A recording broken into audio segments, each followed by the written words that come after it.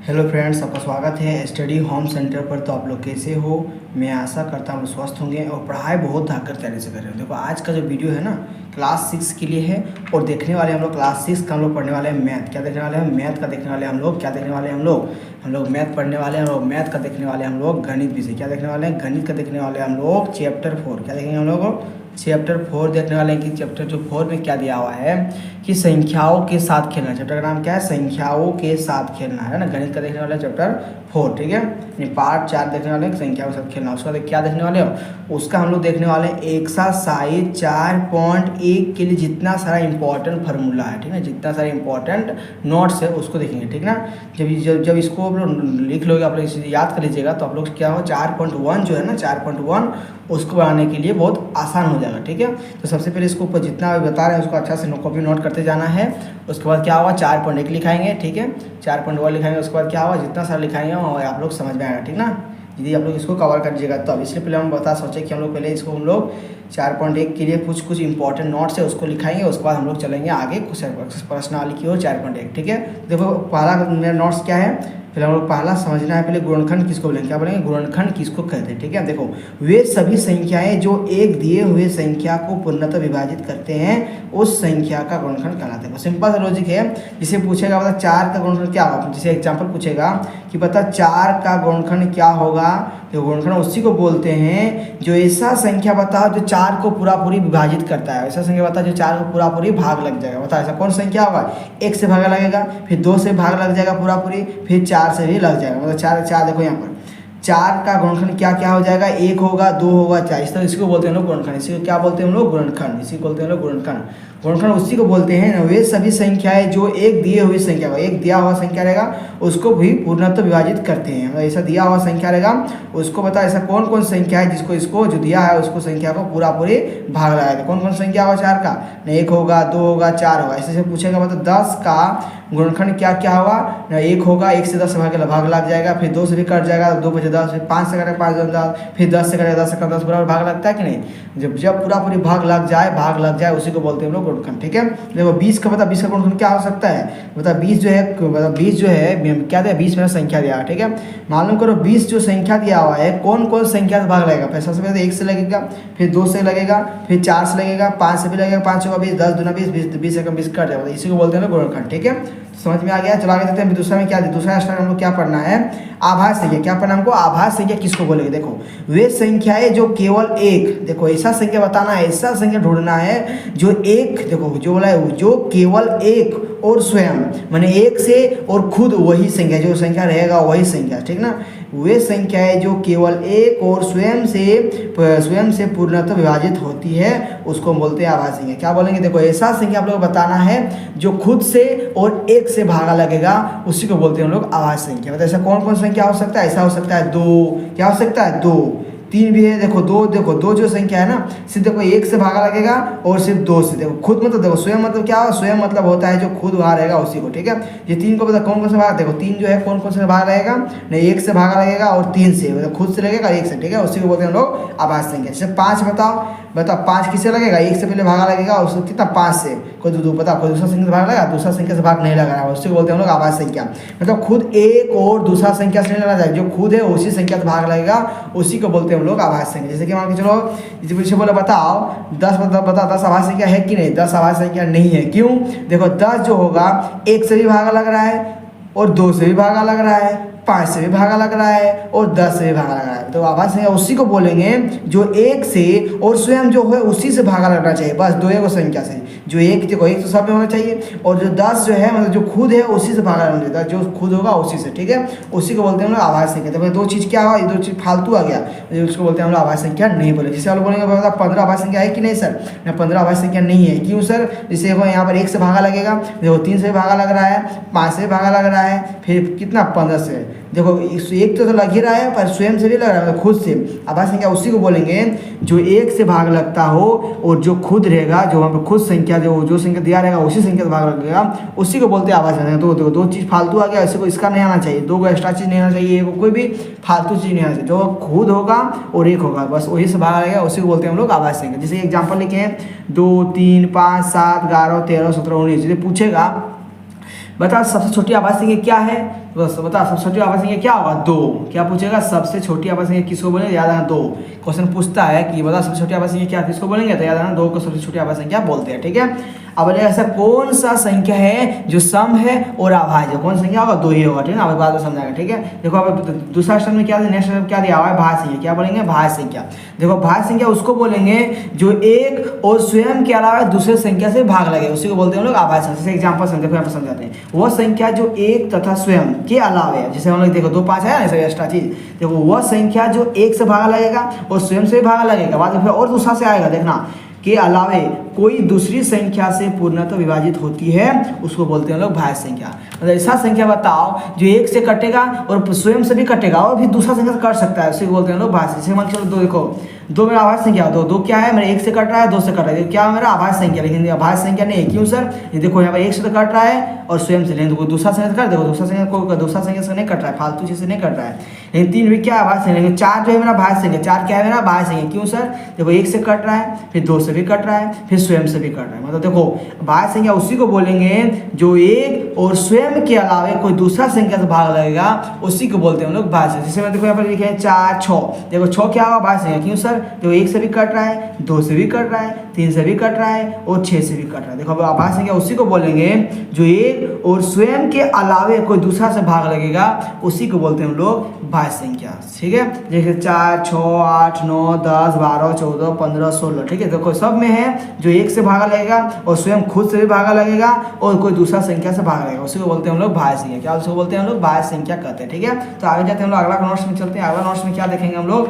क्या देखेंगे? अगला में देखने वाले हैं सम संख्या। क्या देखने वाले हैं? सम संख्या। हम लोग किसको बोलेंगे? क्या बोले हैं? सम संख्या किसको बोलते हैं? सिंपल सा देखो, लॉजिक नहीं लगा, दिमाग नहीं लगाना है, कि वह संख्या जो 2 से पूर्णतः विभाजित होती है, उसको बोलते हैं हम लोग सम संख्या। ऐसा संख्या बताओ जो 2 से पूरी तरह से भाग लग जाए, 2 से पूरी तरह से भाग लग जाए, उसी को बोलते हैं हम लोग सम संख्या। याद रखना, ऐसा संख्या का नाम बताओ, ऐसा संख्या बोलो जो 2 से पूरी भाग लग जाए, उसी को बोलते हैं हम लोग सम संख्या। सिंपल, ज़्यादा टफ नहीं, ज़्यादा इजी, ज़्यादा कठिन नहीं। देखो ऐसा कौन संख्या होगा? देखो 2 जो है 2 से भाग लग जाए, मेरी सम संख्या है। 4 भी क्या है? सम संख्या। देखो 2 से भाग लग रहा है। 6 भी क्या है? सम संख्या है। 8 भी क्या है? सम संख्या। 10 भी क्या है? सम संख्या। 12 भी सम संख्या। 14 भी सम संख्या। सब क्या है? सब सम संख्या। क्यों सर? देखो सब जो है 2 से पूरी भाग लग रहा है, उसी को सम संख्या बोलेंगे जो 2 से पूरी भाग लग रहा है। बताओ 7 बताओ 7 जो है सम संख्या है कि नहीं? 7 मेरा सम संख्या नहीं है। क्यों सर? देखो 2 से पूरा भागने लगा, 2 तिया 6, एक बच गया, देखो सेंसर बच गया कि नहीं? इसलिए क्या है? 7 मेरा सम संख्या नहीं है। यदि बोलेंगे बताओ 42 बताओ सम संख्या है कि नहीं? बताओ 42 बताओ सम संख्या है कि नहीं?